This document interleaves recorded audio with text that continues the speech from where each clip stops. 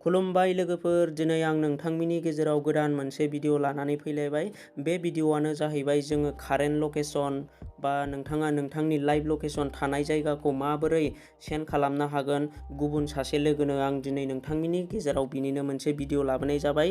जेनेबा हमनानै ला नोंथाङा मोनसे गुवाहाटि सिटियाव दंहैयो आरो नोंथाङा गुवाहाटि सिटिनि अबे खनायाव नोंथाङा दंहैयो, नोंथाङा जायगाबो मिन्थियालासिनो नोंथाङा नोंथांनि लाइभ लकेसन थानाय जायगाखौ माबोरै नोंथांनि फेमिलिनो बा नोंथांनि लोगोनो हरनानै लेंहरनो हागोन नोंथांनि फेमिलिखौ। दा आं बिनिनो मोनसे भिडिअ लाबोनाय जाबाय। दा नोंथांमोना आंनि भिडिअखौ नायनो मोजां मोनोब्ला नायलांबाय थादो। आं नोंथांमोननि गेजेराव बे भिडिअनि गेजेरजों दिन्थिनो नाजागोन जोङो लाइभ लकेसनखौ माबोरै सेन्ड खालामनो हायो।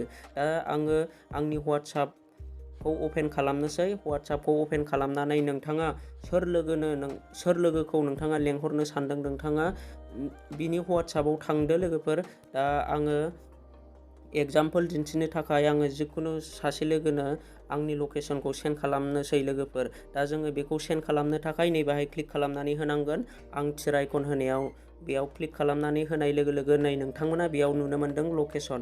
दा जोङो बे लकेसनाव क्लिक खालामनानै होनांगोन। सेन्ड खालामनो थाखाय नोंथाङा लकेसनखौ अन होनानै लाग्रोनांगोन। सिगांग्रो गावनि फननि लकेसनखौ अन होनानै लानांगोन, GPS-खौ।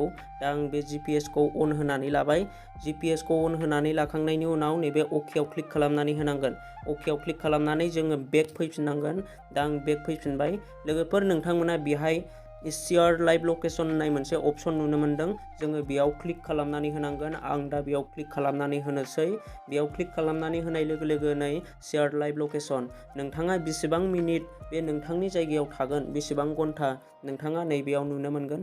15 मिनिट थागोनबा 15 मिनिट होनानै होदो। 1 हर्स थानोबा 1 हर्स आरो 8 घन्टा थानोबा 8 घन्टायाव क्लिक खालामनानै होदो। दा आं एगजामपोल दिन्थिनो थाखाय नैबे 15 मिनिटआव क्लिक खालामनानै बेयाव नोंथाङा माबाफोर लिरनो गोसोबा लिरनानै हरनो हागोन आरो लिराबाबो जेबो नङा लोगोफोर। दा आं नोंथांमोननि सिगाङाव एगजामपोल दिन्थिनो थाखाय बेयाव आं लिरनानै हरनोसै। आं 15 मिनिट थागोन, थाब फैनो नाजा। आङो बेबायदि टाइप खालामनानै हरनोसै लोगोफोर।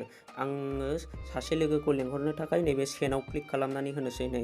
दा आङो आंनि लाइभ लकेसन, आंनि कारेन्ट लकेसन जे जायगायाव थादों आङो बेखौ सेन्ड खालामनानै हरबाय जायगा मिन्थियालासे। दा बेखौ आंनि लोगोआ बे मेपजोंनो नायनानै गोरलैयैनो नोंथांनिसिम फैनो हासिगोन लोगोफोर।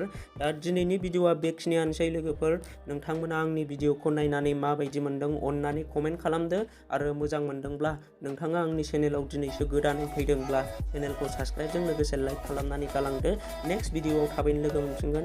थेंक्स फर वाचिं, लाभ इउ, बाय बाय।